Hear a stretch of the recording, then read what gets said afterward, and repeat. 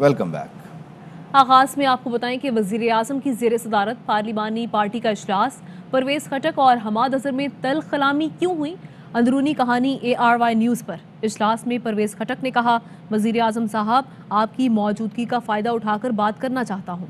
हमारे अराकीन को गैस के मामले पर शदीद तहफ़्फ़ुज़ात हैं।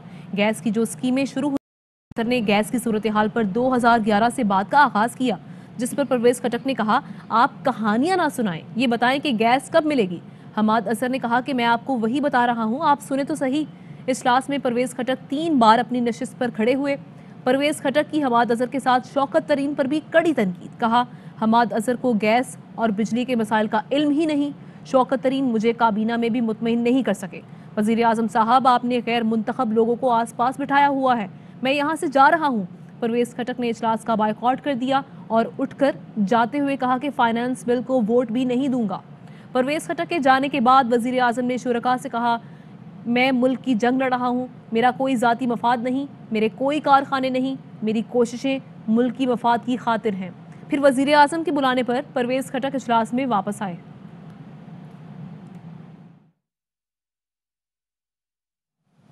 वज़ीर दिफा परवेज खटक कहते हैं, वज़ीर आज़म और मुझसे मुताल्लिक़ बेबुनियाद खबरें चलाई जा रही हैं।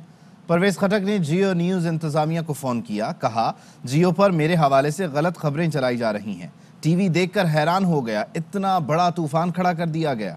जियो इंतज़ामिया से कहा, आप लोगों ने इतना बड़ा हंगामा कर दिया, मीडिया को कहता हूँ इसे रोके। मैं सिगरेट पीने इजलास से उठकर गया। हमारे सूबे में गैस का मसला है। मेरा सवाल था, हमारे गैस की स्कीम्स को ना रोका जाए। हमारी अंदरूनी बातें हैं, पार्टी में हर तरह की बात होती है, हमने कोई सख्त बात नहीं की। मैं कभी वजीर आजम के खिलाफ नहीं हो सकता। सिर्फ अपने जो गैस की प्रॉब्लम थी उस पर डिस्कशन हुई, हमाद अजहर को क्वेश्चन किया और आप लोगों ने इतना बड़ा हंगामा डाल दिया। कोई, इमरान खान मेरा लीडर है, मैं उसके ख़िलाफ़ सोच भी नहीं सकता, मैं उनके साथ हूँ। तो प्लीज़ सारे मीडिया को कहता हूँ कि इसको स्टॉप कर दें। मैं अगर बाहर गया, मैं स्मोकिंग करता हूँ तो मैं हर मीटिंग में बाहर जाता हूँ। मेरा क्वेश्चन ये था कि हमारा जो गैस की स्कीमें जो चल रही हैं, अप्रूव्ड है, वो चलनी चाहिए, क्योंकि हमारा फर्स्ट राइट बनता है गैस का, तो हमारे गैस ना रोका जाए। सिर्फ इतनी सी बात हुई। आपने ये कहा कि मैं वोट नहीं दूंगा। मैंने ऐसी कोई बात नहीं की, हमने कोई सख्त बात नहीं की। हमने रिक्वेस्ट की है कि ये जो गैस का हमारे मसले है, गैस की स्कीमें, उसको चलनी चाहिए। मैं प्राइम मिनिस्टर के खिलाफ नहीं हूँ, ना हो सकता हूँ। इमरान खान हमारा लीडर है, उसका मुकाबला कोई नहीं कर सकता। वज़ीर ममलिकत फ़ारूक हबीब कहते हैं कि तमाम पार्लियामेंटेरियंस को मुतमईन कर लिया गया है। तमाम पार्लियामेंटेरियंस में नई कानून साजी पर इत्तफाक राय है। पार्लिमानी इजलास से मुतालिक मीडिया पर सनसनी फैलाई गई है। वज़ीर आज़म तमाम अराकीन की बात सुनते हैं और मसाइल हल करने की कोशिश करते हैं। इजलास में झगड़े की सूरत हाल नहीं हुई। बिना वजह की जो है वो सनसनी मीडिया के अंदर फैलाई जा रही है कि अरकान असेंबली है वो अपने हल्कों के मसाइल का इजहार खुल के करें। और हमारी पार्टी एक जमहूरी पार्टी है, हम जमहूरी रवैयों को परवान चढ़ाते हैं, सबकी बात भी सुनते हैं, उनके मामलात को, उनके मसाइल को जो है वो हल भी करते हैं। झगड़े की या कोई इख्तलाफ की सूरत हाल जो है वो बाकी नहीं रह सकती। ऐसी हरगिज कोई बात नहीं है, किसी किस्म का कोई इख्तलाफ नहीं है। वफाकी वजीर हमाद अजहर कहते हैं कि अरकान असम्बली को गैस के बारे में मुतमईन करने में कामयाब हो गए हैं। मकामी गैस की पैदावार में कमी आ रही है। दरामदशुदा गैस एक हद से ज़्यादा घरेलू सारिफिन को नहीं दे सकते। दरामदशुदा LNG घरेलू सारिफिन को फराहम करना चाहते हैं ताकि गैस कंपनियों को नुकसान ना हो। कर रहे हैं उसके हवाले से उन्हें मुकम्मल ब्रीफिंग दी गई है, जिससे आज तमाम अराकीन राजी भी हुए हैं। इंपोर्टेड LNG बहुत महंगी है, कुदरती गैस बहुत सस्ती है जो हमारी निकल रही है और वो गिरी जा रही है 9% के हिसाब से हर साल। इंपोर्टेड गैस को भी अब हम घरानों को दें, सुई कंपनीज को नुकसान ना हो। अभी हम एक हद से ज़्यादा नहीं दे। जो लोकल गैस है वो $2 की है, हमारी खरीद $12 की है, तो हमें एक वेटेड एवरेज करनी पड़ेगी। लेकिन ये सडनली हम प्राइस राइज नहीं करेंगे, इसको हम आहिस्ता आहिस्ता इंटरनेशनल मार्केट को देखते हुए करेंगे। नेशनल असम्बली के इजलास में ज़िमनी मालियाती बिल मंजूरी के लिए पेश कर दिया गया। वफाकी वजीर उमर अयूब ने बिल पेश किया। ज़िमनी मालियाती बिल में अपोजिशन की जानिब से तरामीम के लिए पेश की गई तहरीक ऐवान ने मुस्तरद कर दी। अपोजिशन की तहरीक के हक में 150 जबकि मुखालिफत में 168 वोट आए। ज़िमनी मालियाती बिल की शिकवार मंजूरी के दौरान अपोजिशन अराकीन ने मजीद तरामीम दी, जिनकी वज़रा की जानिब से मुखालिफत की गई। बिलावल भुट्टो, शाहिद खाकान अब्बासी, एहसन इकबाल, नवीद कमर समेत अपोजिशन जमातों के अराकीन की जानिब से पेश की गई तरामीम को मुस्तरद कर दिया गया। वज़ीर ख़जाना शौकत तरीन कहते हैं ज़िमनी मालियाती बिल से मज़ीद टैक्स नहीं लगाए जा रहे, सिर्फ डॉक्यूमेंटेशन हो रही है। बंदर बांट के सबब डॉक्यूमेंटेशन से सब भागते हैं। बिला वजह वावेला मचाया जा रहा है कि महंगाई का तूफान आएगा। दूध, डबल रोटी, लैपटॉप, सोलर और दीगर छोटी छोटी चीज़ें इस लिस्ट से निकाल दी हैं। कोई नया टैक्स नहीं लगा रहे।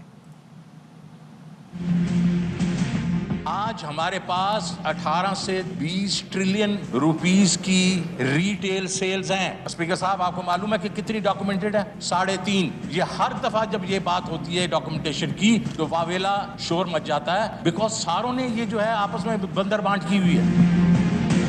343 बिलियन जो है उसमें से 280 बिलियन अगर रिफंड ही हो जाना है और उसके बाद सिर्फ जो 71 बिलियन रह जाता है, तो इसका मतलब ये टैक्स का तूफान तो नहीं है, ये कुछ और है। और क्या है? डॉक्यूमेंटेशन है, और डॉक्यूमेंटेशन से सारे भागते हैं। अब रोटी की बात करें, दूध की बात करें, हमने वहां से रिमूव कर दिए हैं टैक्स। ये छोटी छोटी चीजें, आपके लैपटॉप्स हैं, ये जो सोलर्स हैं, ये हमने निकाल दिए हैं इसमें। हुकूमत कई चीज़ों पर टैक्स लगा रही है। वज़ीर ख़जाना साहब कह रहे हैं कि शोर क्यों हो रहा है। वज़ीर ख़जाना साहब, हमने आपका कराची वाला घर देखा हुआ है, हम अवाम को लेकर आपके घर पहुंचेंगे, बताएंगे कि अवाम शोर क्यों कर रहे हैं। Chairman Peoples Party Bilawal Bhutto की कौमी असम्बली में तकरीर। कहा, कराची के नुमाइंदे अवाम का मुआशी कत्ल रोकने में मदद करें, बिल मुस्तरद कर दें।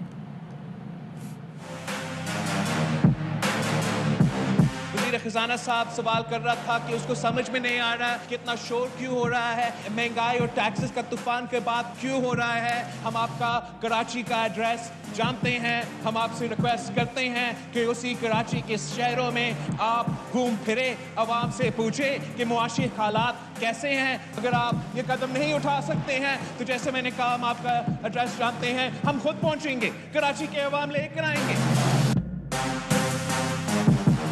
उम्मीद रखते थे। कराची के मेंबरान ने अमेंडमेंट भी पेश किया और उन्होंने मीडिया में भी कहा था कि एतराज़ात है, आप कराची के नुमाइंदे हो तो ना सिर्फ इस एक अमेंडमेंट पे पूरा का पूरा मिनी बजट रद्द करे, रिजेक्ट करे, हमारे साथ मिल के काम करे ताकि हम इस मुल्क को इन मुआशी हालात से निकाल सकें।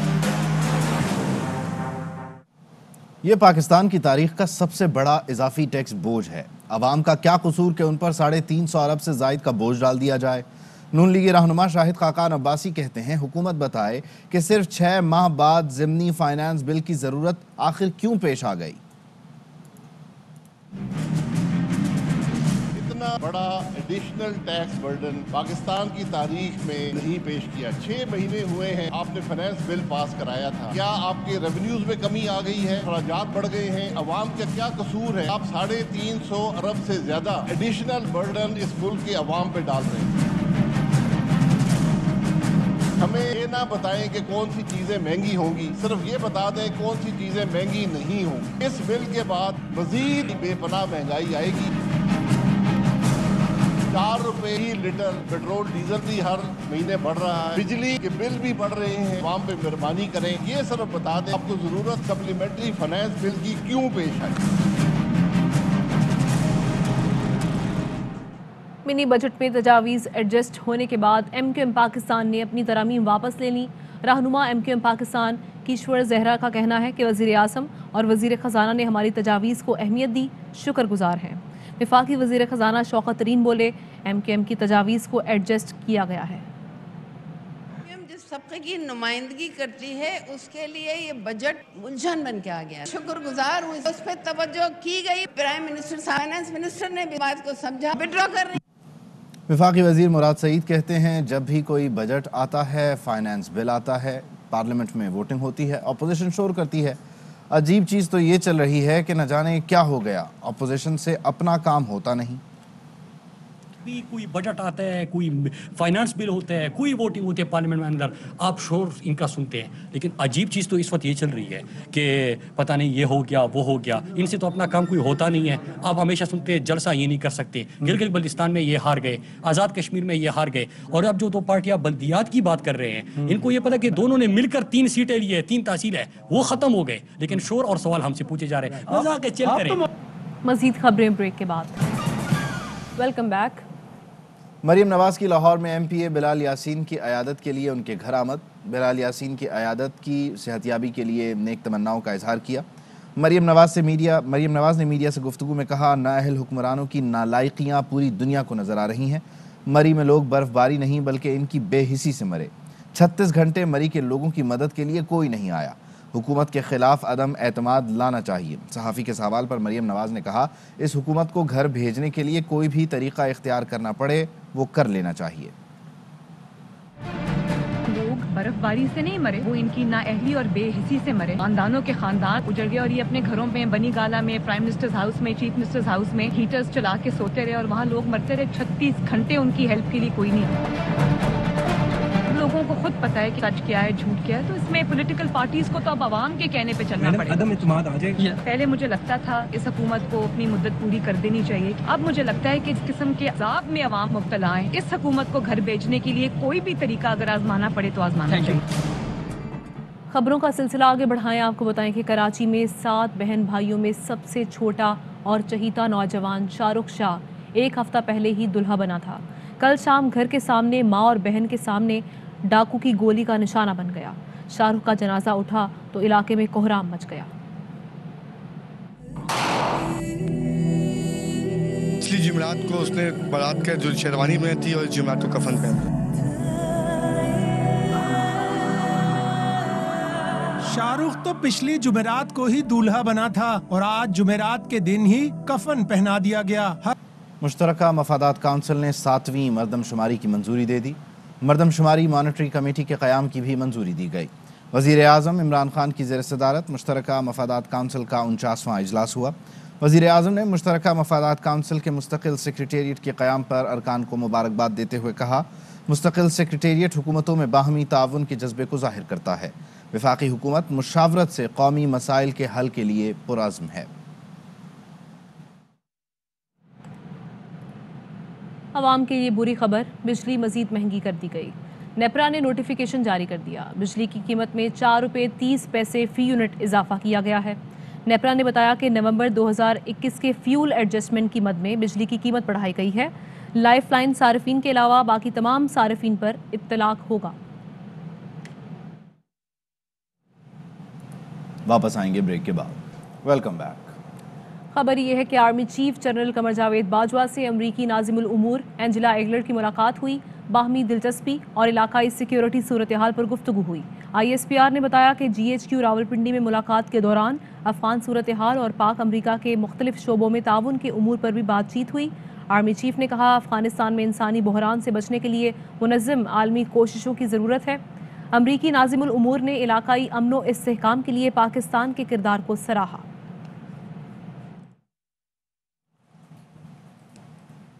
कत्ल के सज़ा याफ्ता मुजरिम ने जेल में रहते हुए तालीमी मैदान मार लिया। कराची सेंट्रल जेल में 11 साल से कैद नईम शाह ने प्राइवेट उम्मीदवार की हैसियत से A1 ग्रेड में 86% के साथ इंटर का इम्तिहान पास किया। इम्तिहान देने वाले लाखों तलबा में वो टॉप 20 में शामिल हुए। शानदार कामयाबी पर ICPA ने नईम शाह को CA के लिए स्कॉलरशिप ऑफर की है। नईम शाह ने बुनियादी तालीम भी जेल में रहते हुए ही हासिल की थी। उन्हें कत्ल का इल्ज़ाम साबित होने पर 25 साल की सज़ा दी गई थी। अली जफ़र के खिलाफ सोशल मीडिया पर मुहिम के केस की समाअत। लाहौर की सेशन अदालत ने समाअत 8 फरवरी तक मुलतवी कर दी। मीशा शफी की जानिब से आज हाज़िरी मुआफ़ी की दरख्वास्त दायर की गई। मीशा की मुस्तकिल हाज़िरी मुआफ़ी की दरख्वास्त पर अली जफ़र के वकला से दलाइल तलब किए गए।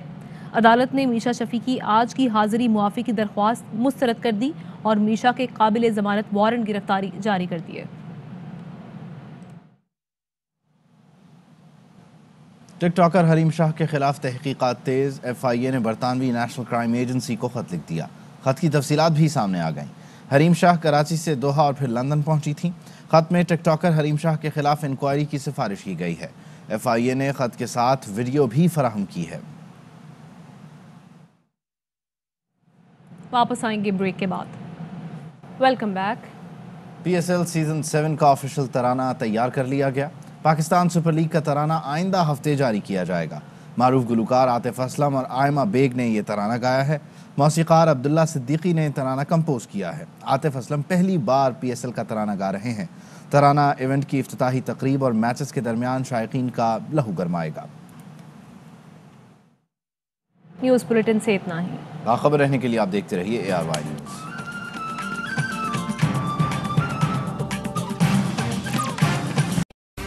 अहम तरीन खबरें अब एक क्लिक की दूरी पर। आपके पसंदीदा टॉक शोज हों या अहम मुल्की या गैर मुल्की शख्सियात की न्यूज कॉन्फ्रेंसेस, हर लम्हा बाखबर रहने के लिए सब्सक्राइब करें हमारा YouTube चैनल। मौसम की सूरत हाल हो या खेल के मैदान से खबरें, अपने मोबाइल फोन से मुल्की और बैनुल-अक़वामी अहम खबरों तक रसाई के लिए डाउनलोड कीजिए मोबाइल ऐप। बावसूख ज़राए से मुसद्दिका खबरों, तज्ज़ियों और तबसरों से मुस्तफ़ीद होने के लिए विजिट कीजिए पाकिस्तान की सबसे बड़ी न्यूज़ वेबसाइट www.arYnews.tv। इन सब के अलावा पाकिस्तान का सबसे बड़ा फेसबुक पेज हो, सबसे बड़ा न्यूज़ इंस्टाग्राम अकाउंट या फिर ट्विटर, ARY न्यूज़ पहुंचा रहा है खबरें सबसे पहले आप तक, ताकि आप रहें हर लम्हा बाखबर।